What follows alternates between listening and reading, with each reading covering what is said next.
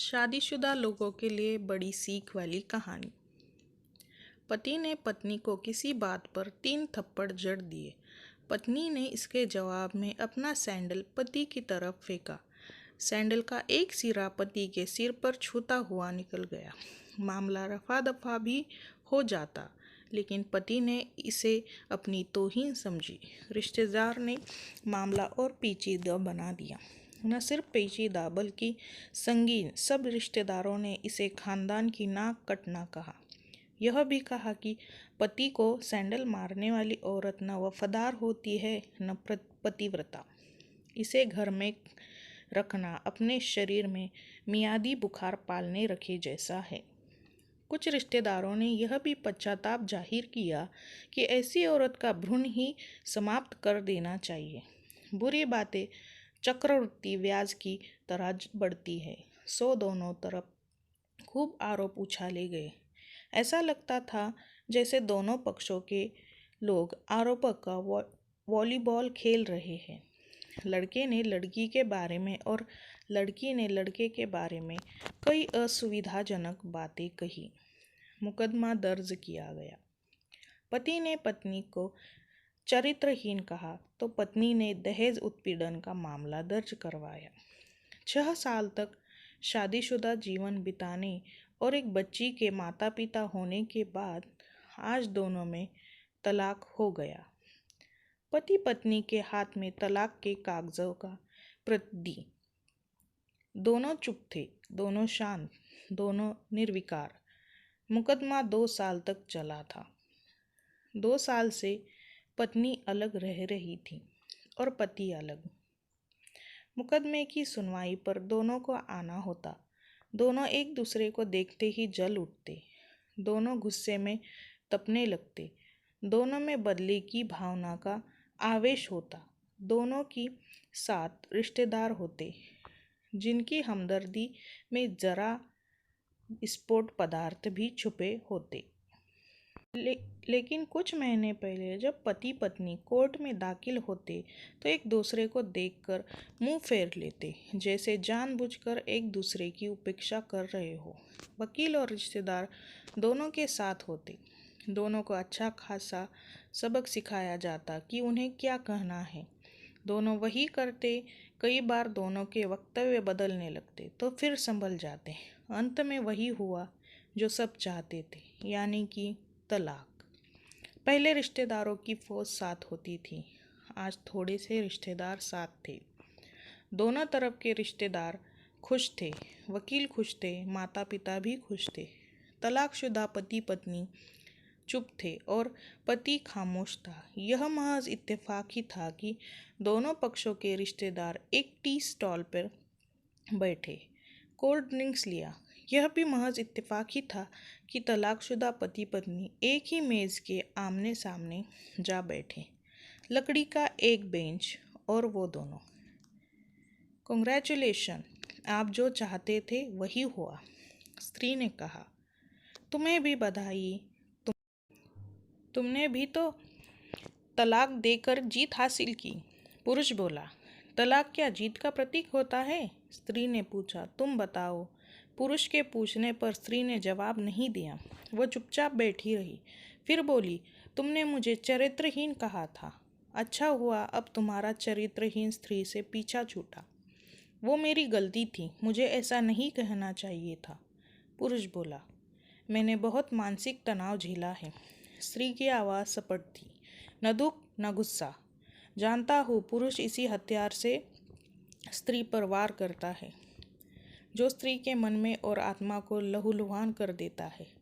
तुम बहुत अच्छी हो, मुझे तुम्हारे बारे में ऐसी गंदी बातें नहीं करनी चाहिए थी। मुझे बेहद अफसोस है, पुरुष ने कहा। स्त्री चुप रही। उसने एक बार पुरुष को देखा। कुछ पल चुप रहने के बाद पुरुष ने गहरी सांस ली और कहा, तुमने भी तो मुझे दहेज का लोभी कहा था।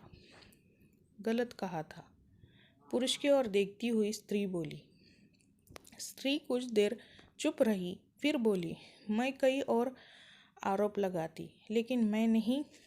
प्लास्टिक के कप में चाय आ गई। स्त्री ने चाय उठाई। चाय जरा सी छलकी। चाय गरम। स्त्री स्त्री के हाथ पर गिरी। स की आवाज़ निकली। पुरुष के गले में उसी क्षण ओह की आवाज़ निकली। स्त्री ने पुरुष को देखा। पुरुष स्त्री को देखे जा रहा था। तुम्हारा कमर दर्द कैसा है? पति पूछ पड़ा। ऐसा ही, कभी वोलॉन, कभी कॉम्बी फिल्म। स्त्री ने बात खत्म करनी चाहिए। तुम एक्सरसाइज भी तो नहीं करती, पुरुष ने कहा। तो स्त्री फीकी हंस दी। तुम्हारा अस्थमा की क्या कंडीशन है? फिर अटैक नहीं पड़े? स्त्री ने पूछा। अस्थमा? डॉक्टर सूरी ने स्ट्रेन, मेंटल स्ट्रेस कम करने कहा है, पुरुष ने जानकारी दी। स्त्री ने पुरुष को देखा, देखती रही एकटक, जैसे पुरुष के चेहरे पर छपे तनाव को पढ़ रही थी। इन्हेलर लेते रहते हो ना? स्त्री ने पुरुष को चेहरे से नज़र हटाकर और पूछा। हाँ, लेता रहता हूँ, आज लाना याद नहीं रहा, पुरुष ने कहा। तभी आज तुम्हारी सांस उखड़ी उखड़ी सी है, स्त्री ने हमदर्द लफ्ज़ों में कहा। हाँ, कुछ इस वजह से और कुछ, पुरुष कहते रुक गया। कुछ तनाव के कारण, स्त्री ने बात पूरी की। पुरुष कुछ सोचता रहा, फिर बोला। तुम्हें 4 लाख रुपए देने हैं और 6,000 रुपये महीना भी। हाँ, फिर स्त्री ने कहा। वसुंधरा फ्लैट है, तुम्हें तो पता है, मैं उसे तुम्हारे नाम कर देता हूँ। 4 लाख रुपए फिलहाल मेरे पास नहीं है, पुरुष ने अपने मन की बात कही। वसुंधरा वाले फ्लैट की कीमत तो 20 लाख रुपए होगी, मुझे सिर्फ 4 लाख रुपये चाहिए, स्त्री ने स्पष्ट किया। बिटिया बड़ी होगी, 100 खर्च होते हैं, पुरुष ने कहा। वो तुम 6,000 रुपये महीने मुझे देते रहोगे? स्त्री बोली।